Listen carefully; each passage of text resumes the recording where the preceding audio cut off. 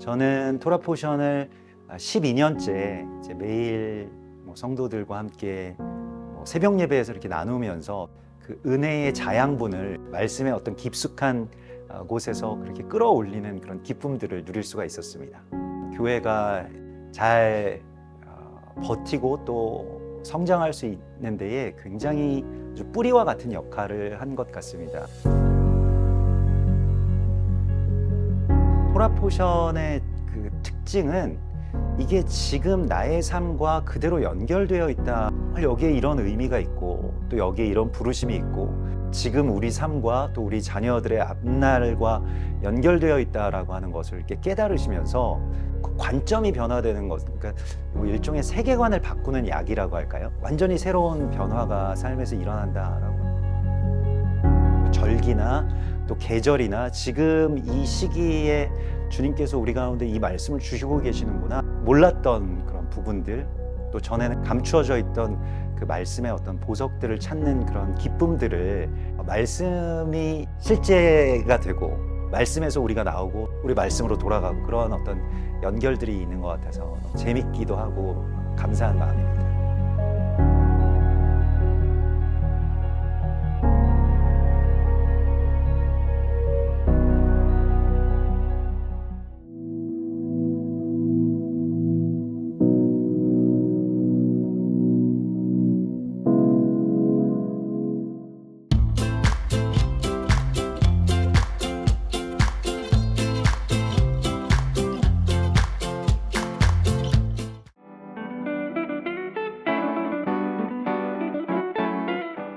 Shema Israel Adonai Eloheinu Adonai Echad. 이스라엘아 들으라. 주 우리 하나님 주는 하나이시라. 이번 주에도 저희는 예슈아를 모십니다. 계속해서 저희가 이해하도록 눈을 열어주시고 생각과 영을 열어주셔서 저희 중에 심으신 생명나무의 모든 선함을 토라를 통해 받아들이게 하소서. 오직 주님을 통해 저희가 그렇게 할 수 있고 오직 주님을 통해 당신이 뜻하신 대로 저희가 토라를 사용하게 하소서. 토라 포션의 이야기들의 새 생명을 계속 불어넣으소서. 당신의 마음, 성품, 원칙들, 길들을 보여주셔서 저희가 당신의 이름 예슈아의 영광 돌리게 하소서. 예수님의 이름으로 기도합니다. 아멘. 동의하십니까? 이번 주에는 미케츠를 살펴보려고 합니다. 미케츠는 끝에라는 뜻입니다. 야곱의 삶과 많은 것들이 끝나가고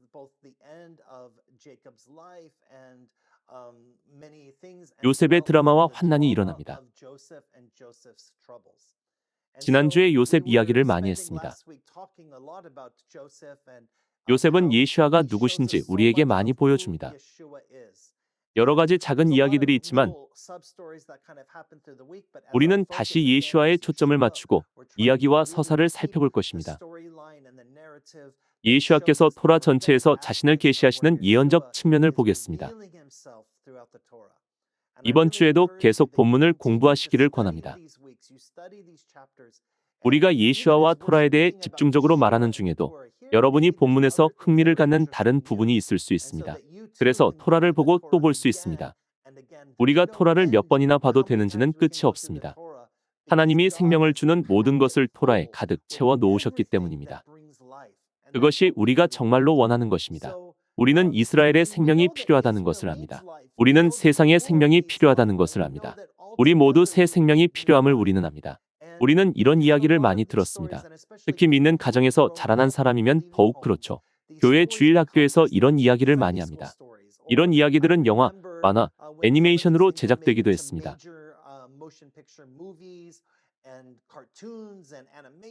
그렇다 보니 이런 이야기들이 흥미 위주가 되고 성경이 정말로 전하고자 하는 것을 놓칠 때가 있습니다. 우리는 이런 면에 정말 주의해야 합니다. 여러분이 성경 어느 부분을 공부하든 성경 본문 자체를 탐구하기 바랍니다. 다른 사람들이 하는 이야기만 듣지 마시고 예슈아가 제게 열어주신 강의 내용만 듣지 마시고 성경 말씀이 전하는 것을 여러분이 직접 알아야 합니다. 우리는 거듭해서 그렇게 해야 합니다. 우리는 이러한 것들을 볼 때마다 엔터테인먼트와 미디어의 영향을 받게 됩니다. 그 콘텐츠들은 성경의 진리가 바뀌어 있거나 이야기가 각색되었을 수 있습니다. 그러므로 성경에서 직접 다시 그 이야기들을 공부하기 바랍니다. 만약 여러분이 초신자라면 제대로 된 신앙의 기초를 다질 수 있는 완벽한 기회입니다. 여러분 안에 올바른 기반을 갖추면 성장할 수 있습니다. 여러분 안에 신앙의 기반이 잘 이루어지면 하나님이 내게 원하시는 것이 무엇인지 오랜 세월 고민할 필요가 없습니다. 우리 하나님이 누구시고 내가 예수님을 정말로 어떻게 알 수 있는지, 예수아가 정말 계신지 고민할 필요가 없습니다. 신앙의 기반은 토라 포션을 통해 세워지기 때문입니다. 그러면 주님께서 당신의 삶 속에 신앙의 기반을 더해 주실 것입니다. 이번 시간에는 주인공 요셉의 이야기를 마무리 짓겠습니다. 요셉은 하나님께 기름 부음 받고 아버지 이스라엘에게 사랑받았지만 이스라엘은 요셉이 죽었다고 생각했습니다. 요셉이 죽었다고 형들이 야곱에게 말했기 때문이지요. 요셉은 애굽에서 호의를 받으며 잘 살았습니다. 그런데 요셉이 자신을 강간하려 했다고 보디발의 아내가 고소했고 요셉은 감옥에 던져졌습니다. 그러나 요셉은 감옥에서 형통했고 떡관원장과 술관원장의 꿈을 해석하기까지 합니다. 그리고 그 해석대로 정확히 다 이루어졌습니다. 이것이 왜 중요하냐면 아브라함이 선지자였기 때문입니다. 선지자의 아들로서 이삭도 비슷한 특성이 있었습니다. 우리가 알다시피 야곱은 많은 예언을 받았는데 이제는 그 예언이 요셉에게 이루어집니다. 그래서 우리는 하나님이 자신을 드러내고 부르시며 이스라엘의 예언적 본성을 나타내시는 걸 보게 됩니다. 모든 예언은 하나님의 영광을 말한다는 것을 우리는 항상 알고 있습니다. 예언은 하나님의 성품, 본질, 나라, 방법, 말씀을 드러냅니다. 그리고 예수아는 하늘의 왕이십니다. 오직 예수아가 토라의 중심이 되실 때 토라는 우리가 붙잡아야 할 생명나무가 됩니다. 이제 이야기를 자세히 보겠습니다. 하나님의 사람이라고 불리는 예언자 요셉을 살펴보려고 합니다. 요셉은 아주 어릴 때 미래와 인생에 대한 큰 꿈을 받았습니다. 요셉의 인생이 중요할 것이라는 꿈이었죠. 그러나 형들이 시기해서 죽이려고 하다가 요셉은 종으로 팔렸습니다. 거기서도 죽을 뻔하다가 감옥에 들어갔고 거기서 성공했지만 잊혔습니다. 여러분도 살면서 이런 감정을 느껴본 적이 있나요? 당신의 갈 길은 이것이라고 생각하고 하나님이 내 삶에 주신 목적은 이거야라고 생각하다가 나는 여기 감옥에서 잊히는 걸까라고 생각하는 경우 말입니다. 사실 많은 사람들은 자신의 삶을 다른 사람에게 의존하고 있습니다. 또한 우리 중 많은 사람이 삶을 다른 사람들에게 의존하고 있습니다. 하나님은 사람들에게 아무것도 강요하지 않으십니다. 하나님은 지배하거나 조종하지 않으십니다. 그래서 감옥에 있었던 요셉은 바로와 술관원장의 타이밍에 의존하고 있었고 술관원장이 그를 기억해 줄 타이밍에 의존하고 있었습니다. 그러나 하나님이 약속하셨습니다. 하나님이 약속을 이루실 것입니다. 질문은 인간인 여러분이 그것을 억지로 이뤄도 되는가입니다. 아브라함이 약속의 아들을 억지로 만들려고 하다가 이스마엘이 태어났습니다. 그러나 정말로 선택받은 자는 이삭이었습니다. 이삭도 어느 아들이 축복을 받는지 억지로 정하려고 했습니다. 리브가도 어느 아들이 축복을 받는지 억지로 정하려고 했습니다. 그래서 에서와 야곱 사이에 싸움이 일어났습니다. 우리는 요셉이 단순히 감옥에 앉아있는 상황을 보게 됩니다. 그동안 감옥에 갇혀 있는 것 같았다면 당신을 격려하고 싶습니다. 당신은 잊힌 게 아닌가 생각하고 있나요? 주님은 결코 잊지 않으십니다. 당신은 혼자가 아닙니다. 당신은 어디서든 형통하도록 부름받았습니다. 어디서든 인내하라고 부름받았습니다. 하나님의 약속과 신실하심이 이루어질 것입니다. 창세기 41장입니다. 만 2년 후에 바로가 꿈을 꾼즉 자기가 나일 강가에 서 있는데 인연이 꽉 차도록 요셉은 아직도 감옥에 있었습니다. 술관원장이 약속한 후 2년이 지났습니다. 많은 사람이 당신에게 약속했을 것입니다. 사람들이 구원받고 나서 당신에게 어떤 약속을 합니다. 사람들은 과장된 약속을 하고 약속을 지키지 않습니다. 그런 일이 요셉에게 일어났습니다. 요셉의 마음이 어땠을지 궁금합니다. 요셉 자신도 자신의 마음속에 무엇이 있는지 몰랐습니다. 몇 주 전에 얘기했듯이 야곱은 하나님과 씨름했습니다. 그때 하나님은 야곱에게 그의 내면을 보여주기 원하셨습니다. 그는 언약과 약속을 저버리지 않고 진정한 믿음의 자손이 되었습니다. 전에도 계셨고 지금도 계시고 장차 오실 엘로힘의 하나님 안에서 말이죠. 요셉도 지금 똑같은 딜레마 속에 있습니다. 요셉이 약속을 포기할까요? 그때 바로가 나일강 옆에 서 있는 꿈을 꿨습니다. 바로의 큰 꿈 속에 살찐 소들과 마른 소들이 나왔고 통통한 이삭과 마른 이삭이 나왔습니다. 바로는 궁금했습니다. 이 꿈들은 무슨 의미일까? 창세기 41장 8절입니다.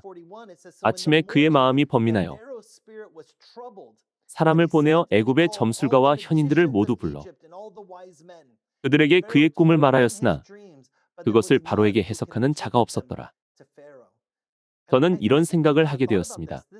이 일화는 헤롯 왕의 이야기를 생각나게 합니다.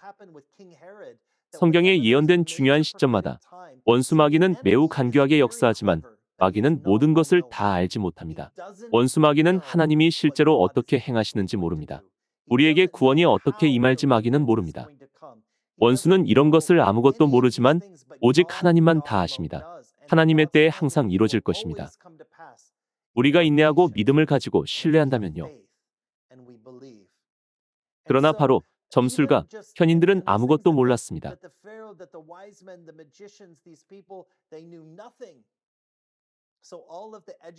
모든 지식인과 귀족, 부자, 권력자, 영향력 있는 사람들 그 누구도 바로의 꿈을 해석하지 못했습니다. 그러나 그때 술관원장이 있었습니다. 술관원장은 중요하지만 낮은 신하였고 왕의 고문은 아니었습니다. 만일 누가 왕을 독살하려고 하면 죽는 역할이 그의 역할이었습니다. 만일 왕이 어떤 음식을 먹고 아프면 술관원장이 책임을 지고 죽을 것입니다. 그런데 술관원장이 바로에게 담대하게 말했습니다. 왕께서 저를 싫어하셨을 때 제가 감옥에서 한 사람을 만났습니다. 제가 꿈을 꾸고 그 사람에게 얘기했더니 그 사람이 해석한 그대로 됐습니다. 창세기 41장 14절입니다. 이에 바로가 사람을 보내어 요셉을 부르매 그들이 급히 그를 옥에서 내놓은지라. 요셉이 곧 수염을 깎고 그의 옷을 갈아입고 바로에게 들어가니.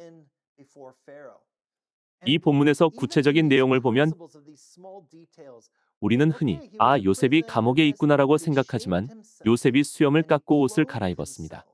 요셉이 왕에게 불려나가기 때문입니다. 왕에게 갈 때 갖춰야 할 자세가 있습니다. 비록 신분이 낮은 종이고 감옥에 갇혀서 지저분하고 가꾸지 못한 상태였지만 말입니다. 요셉은 원래 외모가 보기 좋았지만 지금은 수염이 덥수룩하고 머리카락이 길었으며 손이 더러웠고 옷차림을 갖추지 못했습니다. 요셉은 누구죠? 정말 요셉이 왕의 조언자가 될까요? 요셉이 정말 가족을 구할까요? 요셉이 정말 우리에게 하나님에 대해 무엇인가 보여줄까요? 거지 같아 보이고 정신없어 보이고 짓밟힌 것 같은 사람이 그럴 수 있을까요? 상상해보면 아마 요셉은 바싹 말랐을 거예요. 감옥에 갇혀서 좋은 음식을 못 먹었을 거예요. 상태가 좋지 않았을 거예요. 우리는 요셉이 가장 낮아진 순간을 상상할 수 있습니다. 그러나 이제부터 요셉은 다른 대접을 받을 것입니다. 25절에서 요셉이 바로에게 아뢰되 바로의 꿈은 하나라. 하나님이 그가 하실 일을 바로에게 보이심이니이다. 이건 놀랍습니다. 하나님이 바로에게 보여주셨다고 말했기 때문입니다. 이건 우리 하나님이 누구신지의 세계관과 관련됩니다. 하나님은 구원받지 않은 사람에게도 말씀하십니다.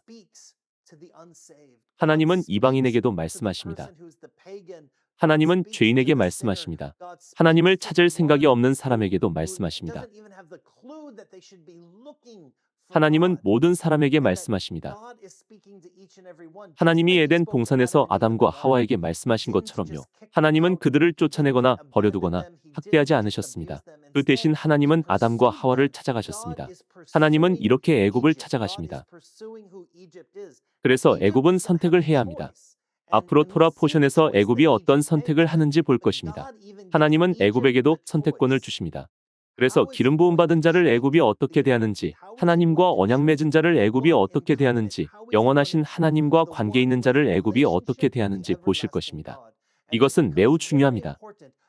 기름 부음 받은 자, 축복받은 자를 어떻게 대할 것인지, 주님을 믿는 자를 어떻게 대할 것인지는 굉장히 중요합니다. 32절에서 요셉이 계속 말합니다. 바로께서 꿈을 2번 겹쳐 꾸신 것은 하나님이 이 일을 정하셨습니다. 하나님이 속히 행하시리니 이제 바로께서는 명철하고 지혜 있는 사람을 택하여 애굽 땅을 다스리게 하시고, 이것은 매우 중요합니다. 하나님은 때를 정하셨습니다. 우리가 얘기했듯이 창조 나흘 째 하나님은 모에딤, 정해진 시간과 절기를 세우셨습니다. 우리는 매년 정해진 절기를 지킵니다. 그런 생명 주기가 반복됩니다. 그러나 그 외에 다른 정해진 때도 있습니다. 나라들이 건국될 때와 멸망할 때가 정해져 있습니다. 언젠가는 카이로스의 시간과 주님의 날이 찾아옵니다. 하나님의 본질이 드러나고 그분이 누구신지가 드러납니다. 우리는 갑작스럽게 이러한 시기 중 하나에 들어가고 있습니다. 이 순간에 하나님이 모든 사람을 사용하십니다. 하나님이 모든 사람에게 말씀하시고 주님의 길을 모든 사람에게 계시하십니다. 그런데 해석은 누가 하죠? 하나님이 요셉을 이스라엘에게서 데려오셔서 요셉이 축복을 가져오고 요셉이 축복이 되게 하셨습니다. 그것이 하나님의 소망이었습니다. 하나님은 세상을 구원하기 원하셨습니다. 하나님은 사람들을 구원하기 원하십니다. 그때마다 항상 선택의 여지가 있습니다. 37절입니다. 바로와 그의 모든 신하가 이 일을 좋게 여긴지라. 바로가 그의 신하들에게 이르되 이와 같이 하나님의 영에 감동된 사람을 우리가 어찌 찾을 수 있으리요 하고 요셉에게 이르되 하나님이 이 모든 것을 내게 보이셨으니 너와 같이 명철하고 지혜 있는 자가 없도다. 너는 내 집을 다스리라. 내 백성이 다 내 명령에 복종하리니 내가 너보다 높은 것은 내 왕자뿐이니라. 바로가 또 요셉에게 이르되 내가 너를 애굽 온 땅의 총리가 되게 하노라 하고, 여기서 우리는 중요한 것을 보게 됩니다. 하나님께 순종하고 하나님 안에서 성장하는 것은 중요합니다. 예수님도 십자가에 달리시기까지 하나님께 순종하셨습니다. 예수님은 십자가에 순종하셨고 죽은 자 가운데서 부활하여 승리하셨고 결코 죄를 짓지 않으시고 우리 모두를 위해 속죄하셨기 때문에 예수님은 승천하셨을 때 모든 이름 위에 뛰어난 이름을 받으셨습니다. 하나님 나라의 절반만 예수님께 주신 것이 아니었습니다. 에스더는 나라의 절반만 받았습니다. 모르드게도 나라의 절반만 다스렸습니다. 다니엘도 나라의 일부분에서만 제한된 영향력을 발휘했습니다. 느헤미야도 나라의 일부분만 가졌습니다. 다윗도 나라의 일부분만 가졌습니다. 사람들은 모두 나라의 일부분만 가졌습니다. 그러나 예수와의 이름은 어떤 권위 아래에 있지 않았고 권위 있는 이름이 되었습니다. 예수와는 하늘과 땅의 충만한 권위를 받으셨습니다. 우리가 명심해야 할 매우 중요한 사실이 있습니다. 우리가 어느 나라에 속하는지 잘 알아야 합니다. 여러분은 아직도 땅의 나라에 속했습니까? 아니면 예수와의 나라에 속했습니까? 여러분은 예수와가 다스리시며 온전한 권세를 가지신 나라에 속했습니까? 아들 예수와로 말미암지 않고는 아무도 구원받지 못하고 아무도 하나님 아버지를 알지 못합니다. 그런 사람은 하나님의 연합, 하나됨, 권위에 참여합니다. 그래서 메시아는 정치적 성격을 가질 것이라는 걸 알 수 있습니다. 즉 메시아는 왕의 특징을 가지실 것입니다. 구원의 방법은 여러 가지가 있을 것입니다. 즉 우리는 고난 당하는 종을 보게 될 뿐 아니라 요셉이 왕 같은 용사로 일어서는 것도 보게 됩니다. 우리가 섬기는 하나님이 어떤 분이신지 우리는 보게 됩니다. 하나님은 아브라함에게 친히 제물을 준비하겠다고 말씀하셨기 때문입니다. 하나님이 친히 제물이 되실 것입니다. 그것은 우리 마음을 희망으로 가득 채웁니다. 이것을 보고 여러분이 깨닫기 바랍니다. 그렇습니다. 이것이 예수와께서 다스리실 수 있는 기반입니다. 그 다음 46절입니다. 이 구절은 예수와와 유사합니다. 요셉이 애굽 왕 바로 앞에 설 때 30세라. 그가 바로 앞을 떠나 애굽 온 땅을 순찰하니 요셉은 즉시 권위와 권력을 행사했습니다. 그러나 문제가 있습니다. 요셉은 가나안에서 왔고 그는 목자였으며 그는 유일하신 하나님을 믿고 요셉은 애굽의 지배 계급도 애굽의 혈통도 아닌 외부인이었습니다. 그는 외부인이었지만 기름 부음과 지혜, 분별력이 있었습니다. 외부인이었으나 애굽의 대변역을 일으켰던 요셉은 애굽 문화와 언어에 능통했고 사회 구조를 잘 알고 있었으며 그는 무슨 일이 일어나고 있는지 다 잘 알았습니다. 요셉은 시기와 질투를 받을 것이고 많은 사건이 일어날 것입니다.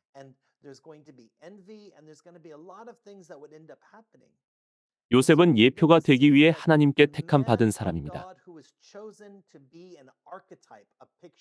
예표란 메시아의 자질이나 성품을 미리 보여주는 사람을 말합니다. 예표 자신이 하마시아는 아닙니다. 요셉은 하마시아가 아니었습니다.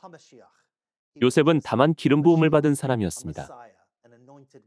요셉은 작은 구원자이지 큰 구원자가 아니었습니다. 요셉은 궁극적인 구원자가 아니었습니다. 궁극적인 구원자는 예수아이십니다. 이때에 이런 일이 일어나고 있었습니다. 이는 풍년이 들기 전의 때였습니다. 하나님이 기름 부음 받은 자 요셉을 이때 세우셨습니다. 우리는 시련의 때를 두려워할 필요가 전혀 없습니다. 시련을 준비하거나 무슨 일이 일어날지 두려워할 필요가 없습니다. 하나님은 자기 백성을 잘 살아갈 수 있는 곳이나 자리에 두십니다. 하나님의 나라가 성장하고 하나님의 백성이 구원받을 수 있는 자리에 두십니다. 우리는 처음부터 그것을 보게 됩니다. 앞으로 어떤 일이 일어날지 아무도 모를 때부터 요셉은 있어야 할 곳에 있었고 필요한 은사를 가지고 있었고 경험할 필요가 있는 일을 겪었습니다. 그것을 통해 요셉은 형통해지고 성장했으며 가족을 구원하는 축복을 받았고 살아계신 하나님을 증거하는 것에 필요한 축복을 받았습니다. 우리는 본문에서 요셉이 하나님을 증언하는 것을 보게 됩니다. 메시아 예수아가 오심을 준비하는 선구자들이 있었습니다. 우리의 시대에도 기근이나 시련을 두려워할 필요가 없고 다만 우리는 지혜로운 사람들이 되어야 합니다. 하나님이 사용하시는 선지자들을 보면 외국의 지도자들을 대하거나 외국에 영향을 미칠 때 국내뿐만 아니라 국제적 문제가 있을 때에도 하나님은 그런 선지자를 사용해 은혜, 자비, 능력을 보여주시고 하나님의 살아계심과 권능, 은총을 보여주십니다. 그리고 하나님은 지역과 사람들을 통해 축복하십니다. 요셉이 그런 사람입니다. 요셉은 30세에 하나님께 받는 은총과 힘이 커집니다. 요셉은 7년 동안 무엇을 해야 하는지 알았습니다. 어떻게 여분의 곡식을 모으고 걷어야 할지 알았습니다. 요셉은 준비되어 있었고 다른 사람들은 그렇지 않았습니다. 하나님은 어떻게 준비되어 있어야 할지 항상 말씀하십니다. 여기서도 그것을 보게 됩니다. 하나님이 요셉을 신실하게 준비시키신 것은 어떤 사건이 일어나려 했기 때문입니다. 창세기 41장 56절입니다. 온 지면에 기근이 있음에 요셉이 모든 창고를 열고 애굽 백성에게 팔세. 애굽 땅에 기근이 심하며 각국 백성도 양식을 사려고 애굽으로 들어와 요셉에게 이르렀으니 기근이 온 세상에 심함이었더라. 이 본문을 보며 우리는 깨달아야 합니다. 하나님이 어떤 목적을 위해 우리를 어떤 곳이나 위치에 두실 때가 있습니다. 그러나 우리는 우리가 있는 곳만 봅니다. 그러나 하나님은 우리가 보는 곳 너머까지 영향을 미치기를 원하십니다. 요셉의 경우가 그랬습니다. 요셉은 자신이 주변 모든 나라들에 영향을 미칠 줄 몰랐습니다. 요셉은 기근이 얼마나 심할지 몰랐습니다. 기근이 애굽에만 있는 게 아니라 훨씬 더 넓게 나타날 것이고 하나님이 그것을 통해 어떤 일을 행하시려고 하셨습니다. 그게 무엇이죠? 하나님은 그분의 이름을 온 땅에 알리시고 그분이 누구신지 알리십니다. 아브라함이 유일하신 하나님을 믿고 모든 기적들이 일어나자 가나안 사람들이 생각했습니다. 하나의 신만 섬기는 이 미친 사람은 누구인가? 그는 어떻게 이 모든 은총을 받고 있어? 아브라함이 죽은 후 그들이 이삭을 보니 이삭도 똑같이 은총과 보호를 받았습니다. 그래서 가나안 사람들이 깨달았습니다. 아브라함의 하나님이 이삭의 하나님도 되시는구나. 야곱의 시대가 되어서 그들은 생각했습니다. 야곱을 테스트해보자. 그런데 야곱도 축복받자 분명해졌습니다. 살아계신 하나님이 계신 것이었습니다. 우리 하나님이 바로 그 하나님이십니다. 하나님의 이름이 널리 전파되어야 했습니다. 그래서 하나님은 기근을 이러한 방식으로 사용하셨습니다. 가나안에 거하던 야곱과 아들들,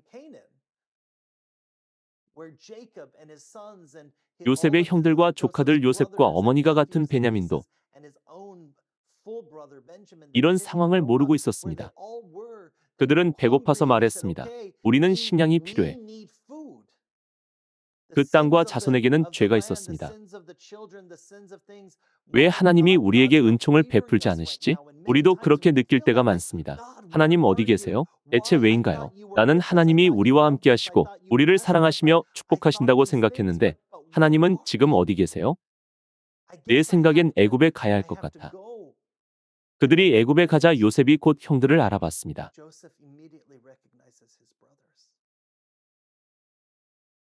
그래서 요셉의 마음속에 무엇이 있는지 드러나기 시작합니다. 우리는 요셉의 마음속에 있는 것을 예슈아의 마음속에서 더 볼 수 있을 것입니다. 요셉이 보인 반응은 예슈아가 어떻게 반응하시는가와 같습니다. 그러나 물론 예슈아가 더 위대하십니다. 요셉의 형들이 애굽에 갔고 요셉이 통역가를 통해 형들에게 질문할 때 형들은 요셉이 누구인지 몰랐습니다. 요셉은 아버지가 살아계신 것을 알게 됩니다. 그리고 모르던 동생이 있는 것도 알게 됩니다. 그리고 어머니가 돌아가신 것도 알게 됩니다. 그래서 요셉이 계획을 세웁니다. 요셉은 형들을 만나기 원했지만 아직 형들을 온전히 신뢰하지 않았습니다. 그는 아직 잘 몰랐습니다. 형들이 요셉을 종으로 팔았기 때문입니다. 요셉은 그가 짐승에게 죽었다고 형들이 아버지에게 말했다는 것을 알게 됩니다. 그래서 아버지는 요셉이 죽었다고 생각합니다. 요셉이 이 모든 것을 알게 된 후 그는 형들을 아버지에게 돌려보내며 말합니다. 다음에는 당신들의 막내 동생을 데려와야만 내가 곡식을 팔 것입니다. 야곱은 당황합니다. 베냐민은 라헬이 남긴 마지막 아들입니다. 야곱이 사랑해서 14년을 일해 얻은 아내가 남긴 마지막 아들입니다. 이 아이가 내게 남은 마지막 아들인데 이 아이가 가면 나는 아무것도 없어. 그렇게 되면 나는 죽을 거야. 제가 흥미롭게 살펴본 구절이 있습니다. 창세기 43장 8절입니다. 유다가 그의 아버지 이스라엘에게 이르되 저 아이를 나와 함께 보내시면 우리가 곧 가리니 그러면 우리와 아버지와 우리 어린아이들이 다 살고 죽지 아니하리이다. 유다가 무엇 때문에 나섰을까요? 유다는 무엇 때문에 갑자기 깨닫고 책임감 있게 나서서 가족을 구원하려고 했고 하나님의 계획을 이루는데 필요한 일을 행한 것일까요? 이렇게 아주 미세하게 유다 지파는 이미 구별되기 시작합니다. 그래서 참된 왕 예슈아는 유다 지파의 사자이십니다. 유다가 막내 동생 베냐민에 대한 책임을 맡았듯이 예슈아는 온 세상에 대한 책임을 맡으셨습니다. 장자된 이스라엘과 동생된 나라들에 대한 책임을 맡으셨습니다. 예슈아가 오셔서 말씀하셨습니다. 내가 가서 길을 준비하고 그들을 구원하며 내가 가서 이루어져야 할 일을 이루겠다. 그래서 그들이 살게 하겠다. 그래서 모든 것이 변하기 시작합니다. 이야기 전체가 바뀌기 시작합니다. 형들은 베냐민을 데리고 애굽으로 다시 갔습니다. 요셉은 동생 안에서 어떤 것을 봤습니다. 요셉은 동생이 있는 줄도 몰랐었습니다. 요셉은 부모님이 같은 동생이 있는 줄도 몰랐다가 알았습니다. 함께하지 못했던 잃어버린 세월이 있었습니다. 요셉의 마음은 어땠을까요? 복수하고 싶은 마음이었을까요? 안갚음을 하고 싶은 마음이었을까요? 요셉은 어떻게든 가족을 거기 붙들어 두고 싶었습니다. 그래서 꾀를 써서 요셉의 은잔을 베냐민의 자루에 넣었습니다. 그 다음에 부하들을 보내 도둑맞은 게 있다고 했습니다. 물론 형들은 분개했습니다. 무슨 말이에요? 우리는 거기에 돌아가서 받은 돈도 돌려줬어요. 어떻게 그러겠습니까? 만일 그게 여기 있으면 그것을 가진 사람이 누구든 목숨을 내놓겠습니다. 그리고 영원히 당신의 주인을 섬기겠습니다. 그 와중에 요셉의 반응은 어땠을까요? 갑자기 베냐민의 자루에서 잔이 나왔습니다. 유다는 베냐민을 보호하겠다고 아버지에게 약속했었습니다. 모두가 이런 상황을 알게 되었습니다. 그들은 살아남을 수 있을까요? 아니면 죽게 될까요? 양식을 얻게 될까요? 그들은 요셉이 동생인 걸 아직 몰랐습니다. 아버지의 막내 아들 베냐민이 이런 상황에 빠졌습니다.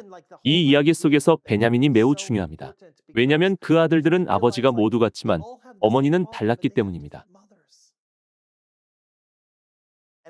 요셉에게 일어난 일 후에 형들은 모두 베냐민을 돌봤습니다. 베냐민에게 아무 일도 생기지 않게 했습니다. 그래서 베냐민은 정체성이 확실하고 완벽한 삶을 살았습니다. 저는 하나님이 베냐민의 세대를 일으키기 원하신다고 믿습니다. 그들은 항상 정체성이 분명하고 세대 간의 적대감이 없는 세대입니다. 심지어 하나님 나라 안에서도 다른 세대가 늘 잘 어울리는 게 아니고 늘 서로 잘 이해하는 게 아닐 수 있습니다. 하나님은 그런 면에 회복이 일어나야 한다고 보여주십니다. 다시 한번 유다가 나섭니다. 창세기 44장 16절입니다. 유다가 말하되 우리가 내 주께 무슨 말을 하오리이까? 무슨 설명을 하오리이까? 우리가 어떻게 우리의 정직함을 나타내리이까? 그들은 자기들에게 무슨 죄가 있는지 알지 못했습니다. 말하자면 무지함의 죄가 있었다고 할까요? 그들은 어떻게 은잔이 도둑 맞았는지, 왜 거기에 있는지 몰랐습니다. 아마 베냐민은 이렇게 말했겠죠. 내가 안 그랬어. 모두가 범죄를 부인하면서 어떻게 그런 죄를 뒤집어 쓰게 됐는지 몰랐습니다. 그들은 서원한 후 죄를 지은 입장이 되었습니다. 어떻게 우리 자신을 깨끗하게 할까요? 이것은 형들이 요셉에게 할 질문이었습니다. 그들은 전에 고의적으로 죄를 지었습니다. 어떻게 우리 자신을 깨끗하게 할까요? 그들이 지금 하는 말이 어떤 의미가 있는지 그들은 몰랐습니다. 하나님이 종들의 죄악을 찾아내셨으니 우리와 이 잔이 발견된 자가 다 내 주의 노예가 되겠나이다.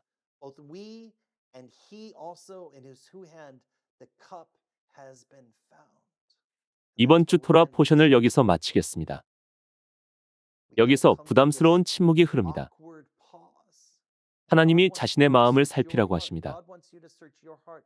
여러분의 죄가 발각된다면 기분이 어떨 것 같으신가요? 여러분의 죄가 드러나면 어떻게 하시겠습니까? 다른 사람의 죄가 드러나면 그들을 어떻게 대하시겠습니까? 그들의 죄가 발각되고 모든 것이 드러날 때 여러분이 예수와의 발 앞에 설 때 무슨 일이 일어날까요? 예수와 앞에서는 벌거벗은 채로 숨지 못하고 자신을 정당화할 수 없으며 핑계 댈 수도 없고 아무것도 할 수 없을 때 마음속에 있는 것이 드러난다면 어떻게 하시겠습니까? 우리는 스스로 그 질문을 해봐야 합니다. 예수와의 마음은 어떠실까요? 우리는 그걸 깨닫게 됩니다. 기억하십시오. 창세기 1장에서 우리는 사랑, 은혜, 자비의 안경으로 봐야 한다고 했습니다. 우리가 이 상황 속에서도 그럴 수 있을까요? 주님, 우리 심령의 말씀해 주시길 간구합니다. 저희가 성경을 살펴보게 하소서. 주님, 저희가 이런 상황 속에서 요셉의 형들이 요셉 앞에 섰던 것처럼 저희는 주님 앞에서 죄를 깨닫습니다. 저희에 대한 주님의 마음이 무엇인지 가르치소서. 주님의 진정한 마음을 가르치소서. 우리에게 진정으로 원하시는 것을 가르쳐 주소서. 저희가 주님 안에 늘 자라도록 준비시켜 주소서. 예수와의 이름으로 기도합니다. 아멘.